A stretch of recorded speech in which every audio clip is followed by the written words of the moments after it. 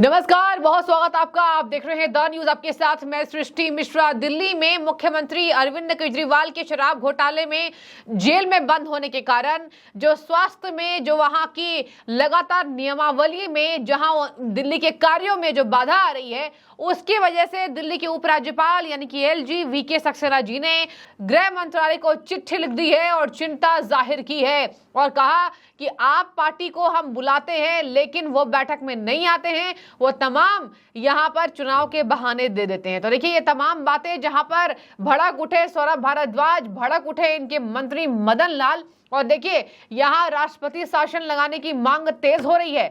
दिल्ली सरकार के रवैये को देखने के बाद, अरविंद केजरीवाल के जेल जाने के बाद, वहां के जिस तरीके से स्वास्थ्य सेवाओं में जो अनियमितता हो रही है, आपको बता दें दिल्ली के हर विकास के कार्य में बाधा हो रही है, चाहे वो जल बोर्ड से रिलेटेड हो, चाहे वो नगर निगम से हो, चाहे वो दिल्ली के स्वास्थ्य विभाग से हो, चाहे दिल्ली के स्कूलों से हो।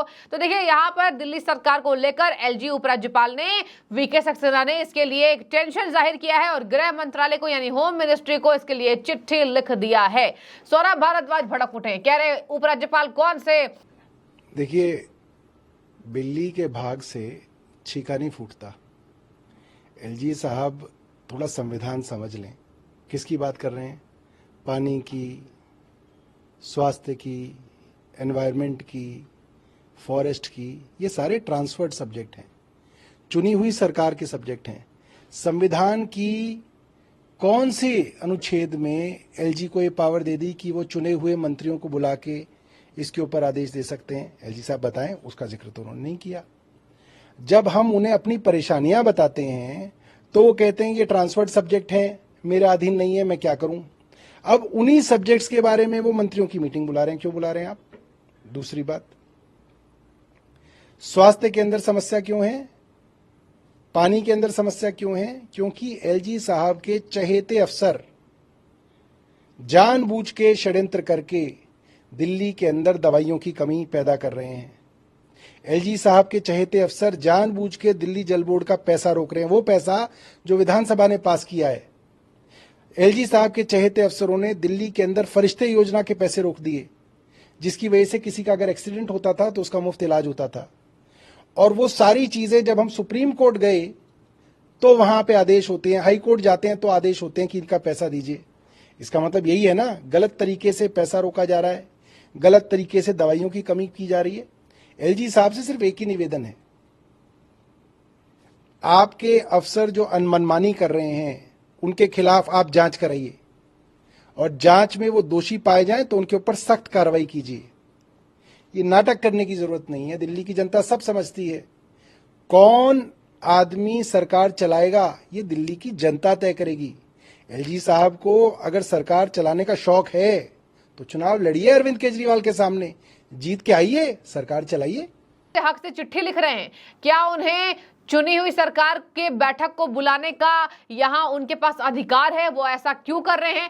केवल और केवल एक दबाव बनाने के लिए और दिल्ली सरकार को कटघरे में खड़े करने के लिए। आप राष्ट्रपति शासन लगाकर देख लीजिए 2014 में क्या हुआ था और दिल्ली की जनता को बहुत दिनों बाद मुक्ति मिली है, चुनी हुई सरकार ये चलाने की एक ताकत मिली है। और यही वजह है कि अगर दिल्ली के राज्यपाल, दिल्ली के उपराज्यपाल अगर बैठक बुला रहे हैं तो वो पहले दिल्ली सरकार के सामने, अरविंद केजरीवाल जी के सामने चुनाव लड़कर दिखा दे। ये कहा है आपके विधायक, आम आदमी पार्टी के विधायक सौरभ भारद्वाज जी ने।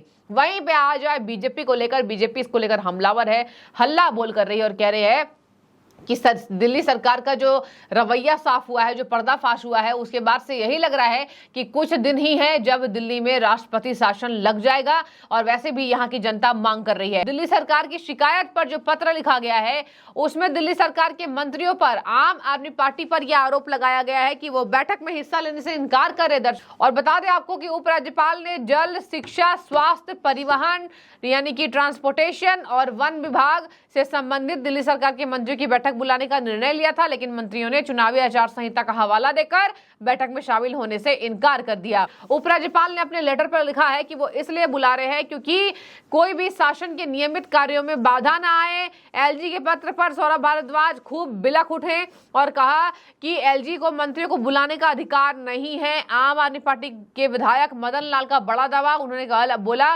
कि बीजेपी अरविंद केजरीवाल की गिरफ्तारी के बाद उन्हें इस्तीफा देने के लिए मजबूर कर रही है। उन्होंने ये भी कहा कि दिल्ली में भाजपा राष्ट्रपति शासन लगाने की मांग कर रही है।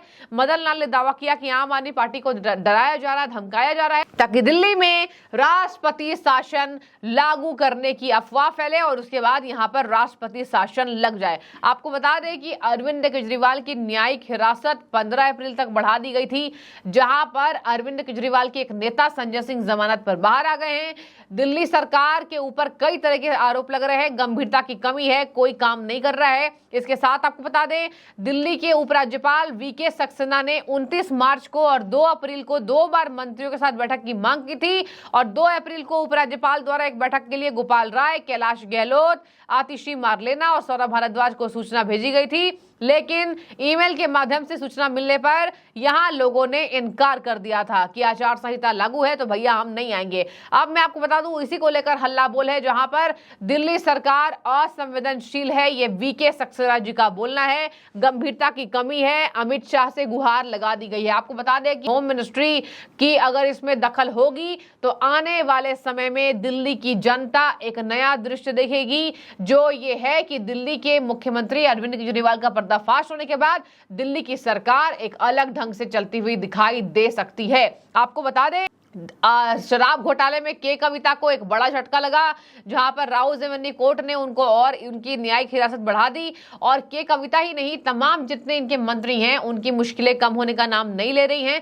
भले ये कह ले कि संजय सिंह को बेल मिल गई, लेकिन एक नेता को बेल मिलने से पूरे शराब घोटाले का जो मामला है वो बंद नहीं हो गया है। शराब घोटाले की चार्जशीट खुल गई है, पन्ने खुल गए हैं, फाइल्स खुल गए हैं और इसको बंद होने में बहुत अधिक समय लग सकता है और या फिर हो जाए कि अगर आरोप सिद्ध होते गए तो ये बंद कभी नहीं होगा और आने वाले समय में अरविंद केजरीवाल की मुश्किलें और तेजी से बढ़ती दिखाई देंगी। आपको बता दें, सौरभ भारद्वाज ने खुला चैलेंज दिया है वीके सक्सेना को कि आपको इतनी हिम्मत है, ताकत है, तो आम जनता जो दिल्ली की सरकार को चुनकर लाई थी, अरविंद केजरीवाल को पसंद करती है, उनके सामने चुनाव जीतकर दिखा दे तो हम माने कि आपका दबदबा दिल्ली के अंदर है। जानबूझकर पैसा रोक रहे हैं अधिकारी। सौरभ भारद्वाज ने यह नया इल्जाम लगाया है कि दिल्ली जल बोर्ड का पैसा उपराज्यपाल के अधिकारी रोक रहे हैं, हमें काम करने नहीं दे रहे हैं, ये पैसा जबकि विधानसभा से पास हो चुका था। ये तमाम बातें सौरभ भारद्वाज की जो मैंने आपको बता दी।